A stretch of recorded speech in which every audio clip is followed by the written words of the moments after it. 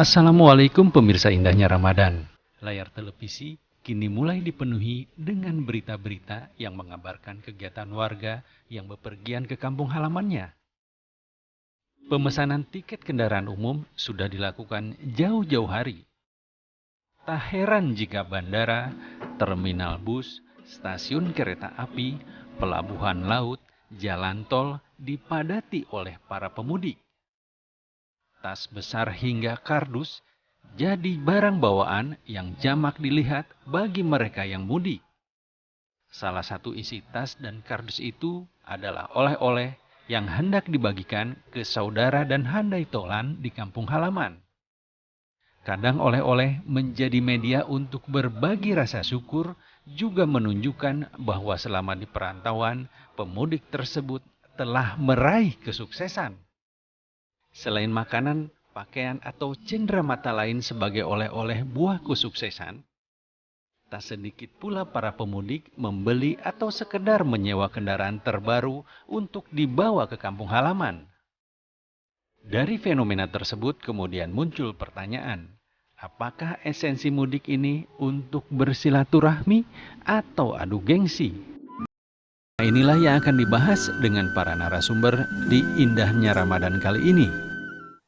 Assalamualaikum warahmatullahi wabarakatuh, pemirsa Indahnya Ramadan TV One dimanapun Anda berada. Senang sekali kembali kita bisa bertemu bersama dengan guru-guru kita juga sudah hadir di studio. Ada Gusan, Assalamualaikum Gusan. Waalaikumsalam. Ustadz Azhari Nasution, Assalamualaikum. Waalaikumsalam. Dan Kiai Sumarno Syafi'i, Assalamualaikum Kiai. Waalaikumsalam warahmatullahi wabarakatuh. Dan juga bersama saya Hilbram Dunar, di mana tadi sama-sama kita menyaksikan tayangan tentang mudik, persiapan mudik. Semua orang sudah pikirannya untuk mudik.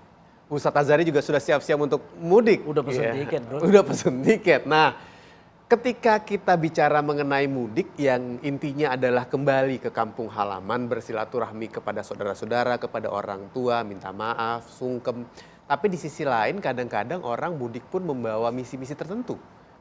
Misalnya ingin memamerkan sesuatu, menunjukkan yang baru-baru, memperlihatkan kesuksesan. Kalau hal seperti itu terjadi, bagaimana nih melihatnya?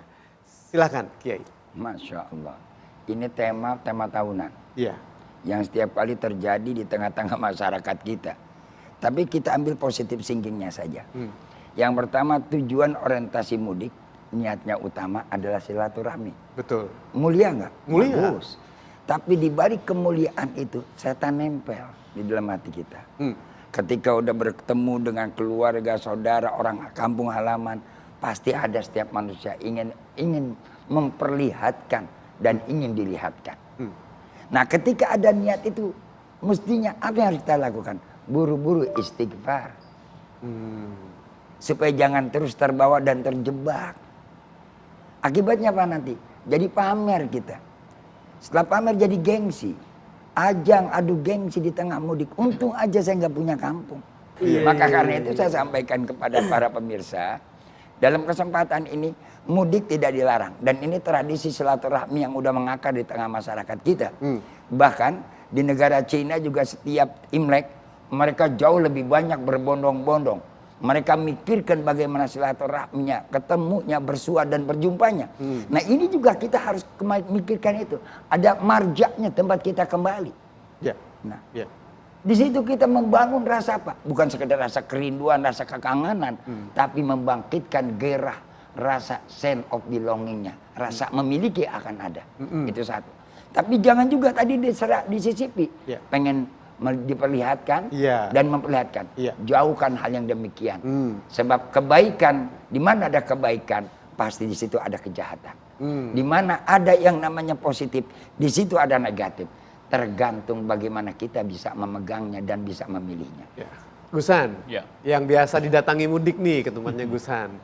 Jadi konsepnya kan man kana yu'minu billahi wal yaumil akhir falyasil rahimah. Intinya di situ. Intinya adalah silaturahim dan menjadi bagian untuk menunjukkan bahwa kita ini orang yang beriman kepada Allah SWT. Maka penting kita bersilaturahim.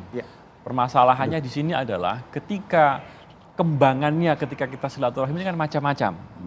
Ada motivasi yang lain, ada sesuatu yang mungkin harus kita tampakkan kepada yang lain. Nah, ini yang harus kita diskusikan kecil-kecil tapi santai karena memang Sombong itu kan, orang memandang sombong itu bisa jadi karena orang yang memandang itu tidak mampu seperti apa yang dilakukan orang lain.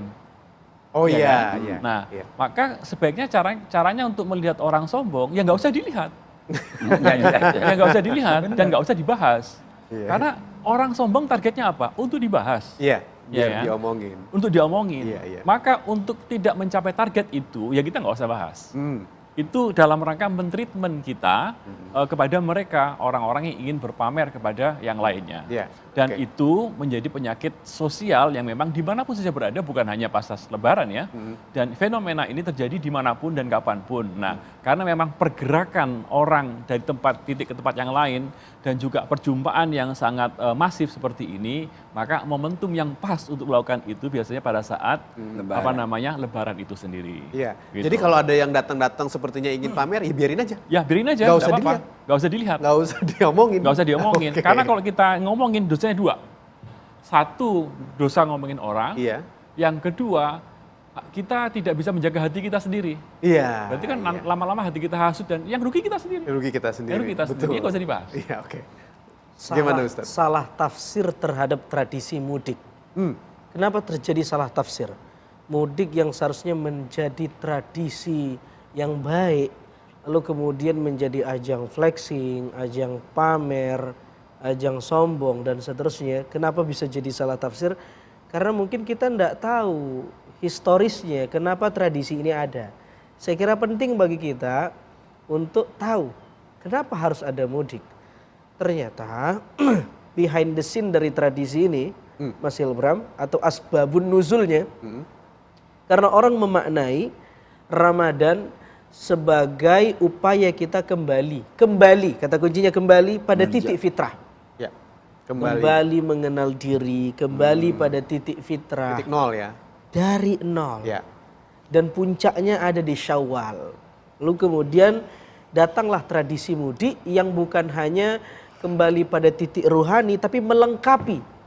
Gak enak nih kalau cuma ruhani yang kembali, fisik juga perlu kembali ke kampung halaman. Betul. Mengenal tempat di mana dia berpijak, dilahirkan dan seterusnya, maka orang kembali ke kampung halaman. Orang kalau tahu tentang bagaimana tujuan mulia dari tradisi ini tidak akan terjadi flexing.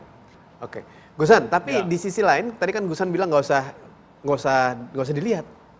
Ada orang yang tujuannya mudik itu sebenarnya bukan ingin pamer, tapi ingin memperlihatkan keberhasilan. Mungkin nunjukin ke orang tua, nih orang tua saya sudah berhasil, saya sudah bisa beli motor atau Ada saya bisa beli achievement mobil. ya, ada. Iya, atau nih keluarga saya sudah berhasil bisa beli baju baru, pakai baju yang seragam gitu misalnya. Itu kan bukan maksudnya sombong, tapi untuk menunjukkan bahwa dia sudah berhasil kepada orang tuanya. Ya. Bagaimana tuh, Gus? Ya, makanya hal-hal seperti ini kan multi tafsir dan juga multi tujuan.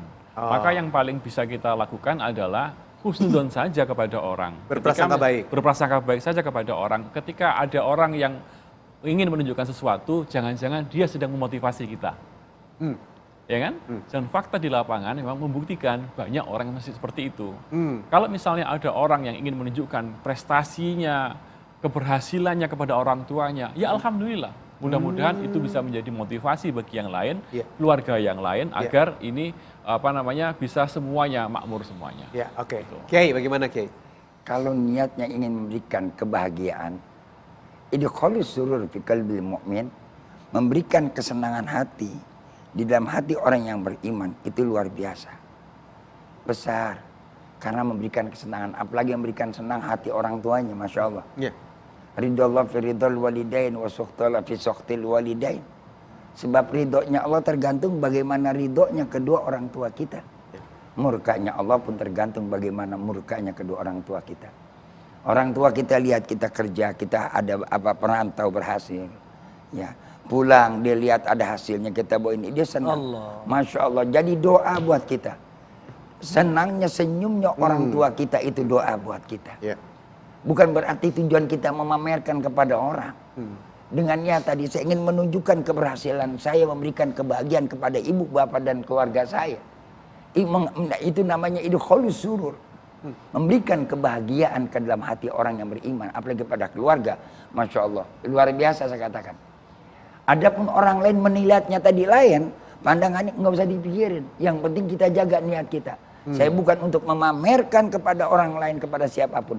Saya ingin memberikan kegembiraan kepada orang tua dan keluarga. Kalau itu yang dilakukan, itu yang dikerjakan, termasuk idkhalus surur, memberikan kegembiraan kepada orang tua, apalagi sama mukmin, insya Allah akan mendapat pahala yang besar. Ya.